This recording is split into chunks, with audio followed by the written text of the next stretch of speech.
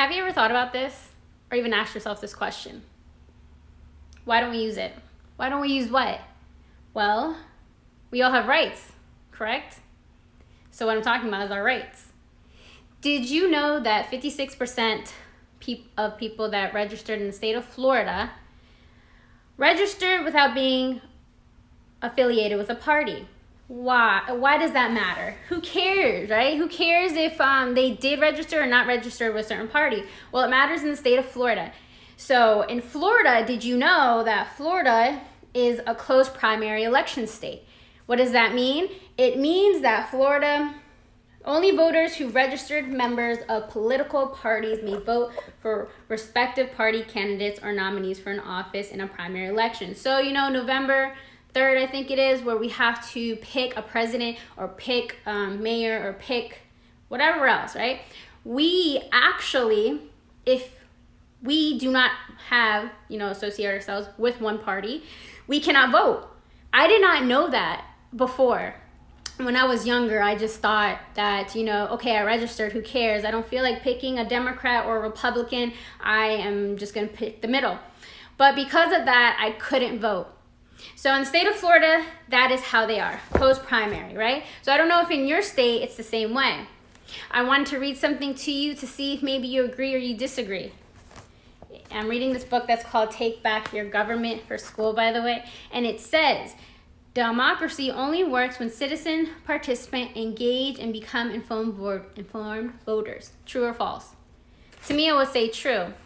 Now, something that I may get stuck on is, okay, what does that word really mean, democracy? Because a lot of people have misdefinition or different definitions. So I'm going to read that to you as well, because that definitely helped me to understand.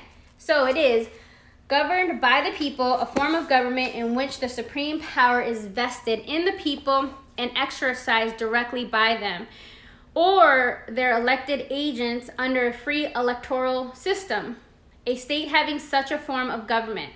So the United States has that, Canada has that. So with that, now I wanted to read something else to you, because the more information that we know, the more we're able to make decisions and know that we do have rights. So here in this book, it says, chapter 2, you need to do this. Now, listen. The right to pension your government for redress is found in the First Amendment of the U.S. Constitution. When was the last time you read the U.S. Constitution? Or the first one? To be honest, I'm going to say the same thing. I haven't really read it to see what my rights are, like all of them. Then it says, the farmer of our Constitution intended for you to have the right and intended the responsibility to participate in your own government. So, where do lobbyists fit in? The United States is set up to function as a representative democracy and republic, as opposed to a monarchy or a dictatorship. The key difference is whether or not you have or exercise the right to participate in your own government. Apathy and representative democracy are antithetical to one another. In order for your elected officials to represent you, they need to hear from you. If you have ever found yourself exasperated by the actions or inactions of the government, but not have taken the time to call, write, or email your elected officials, ask yourself why not. Because if you don't, lobbyists will. Then it says a lobbyist advocates in the legislative process promoting the interests of an organization or interest group. There's 5 different ones. So I'm not going to go into that.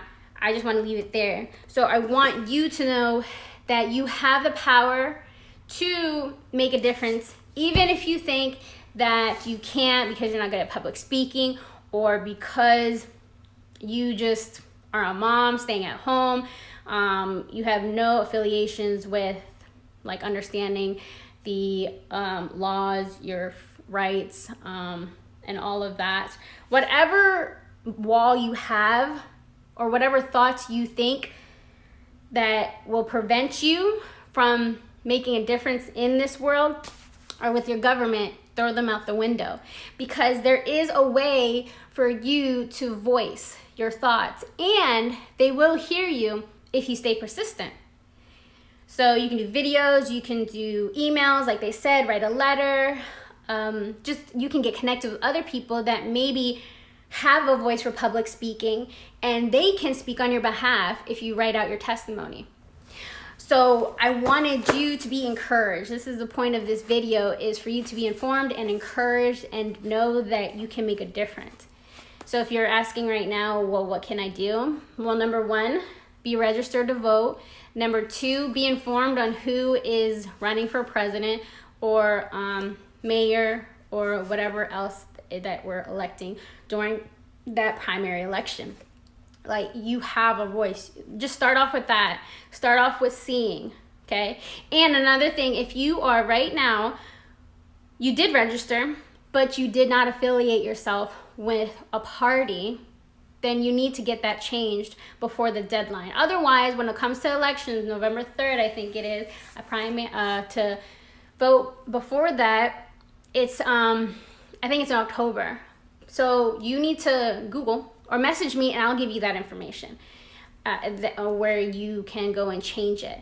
Because in the state of Florida, I don't know in your state, but ours is a closed primary election, meaning that we cannot vote for president, to be who's president, if we do not have if we don't attach ourselves to a certain party. Okay?